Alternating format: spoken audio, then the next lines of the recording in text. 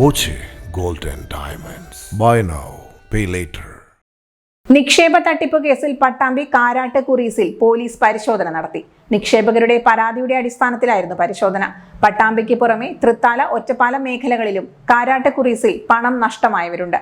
സംഭവത്തിൽ മലപ്പുറം സ്വദേശിയും കേസിലെ രണ്ടാം പ്രതിയുമായ ശ്രീജിത്ത് കഴിഞ്ഞ ദിവസം അറസ്റ്റിലായിരുന്നു.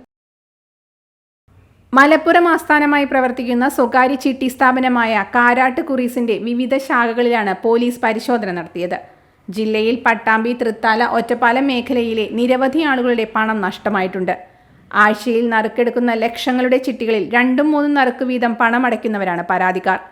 സ്ഥാപനത്തിന്റെ ഉടമകൾ പണവുമായി മുങ്ങിയെന്ന വിവരം പുറത്തു വന്നതോടെയാണ് പരാതിയുമായി നിക്ഷേപകർ രംഗത്തെത്തിയത്. ഇതിന്റെ ഭാഗമാണ് പട്ടാമ്പി TB റോഡിലുള്ള കാരാട്ട് കുറീസിൽ പട്ടാമ്പി പോലീസിന്റെ നേതൃത്വത്തിൽ പരിശോധന നടത്തിയത്. അവരുടെ ഓഫീസിൽ നമുക്ക് കുറി കയറുന്നുണ്ടായിരുന്നു. 2 നറുക്കുണ്ട്.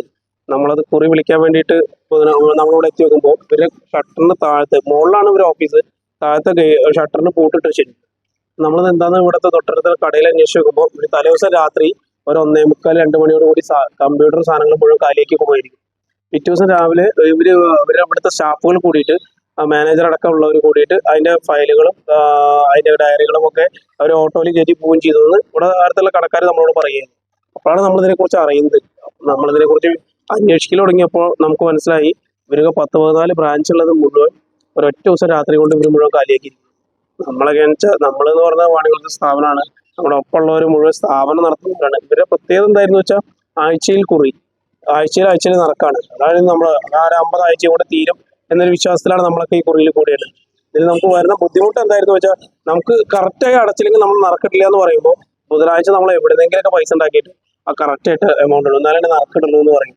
അപ്പോൾ മാനേജർ വിളിച്ചപ്പോൾ നമ്മൾ ഇവരെല്ലാം അടച്ച എല്ലാ സ്ഥാപനങ്ങളും അടച്ചു പൂട്ടിയിട്ട് എല്ലാവരും എന്താ പറയുക ഇവിടെ നിന്ന് മുങ്ങിയെന്നാണ് മനസ്സിലാക്കാൻ പറ്റിയത്.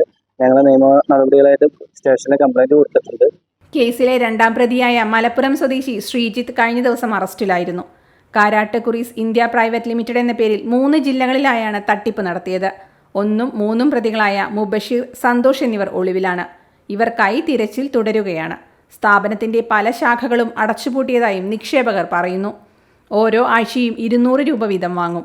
എല്ലാ ആഴ്ചയും ഒരു നറുക്കെടുപ്പും 30 ആഴ്ചകൾ കഴിയുമ്പോൾ ബമ്പർ നറുക്കെടുപ്പും ഉണ്ടാകുമെന്ന് പറഞ്ഞ് വിശ്വസിപ്പിച്ചാണ് ഇവർ പണം വാങ്ങിയത്. ആരോഗ്യത്തോടെ ഇരിക്കാം, മികച്ച പരിചരണം ഞങ്ങളുടെ ഉറപ്പ്. Shoranur medical trust, Shoranur. .view news. കാഴ്ചകളാണ് ലോകം, കണ്ടു തുടങ്ങുക.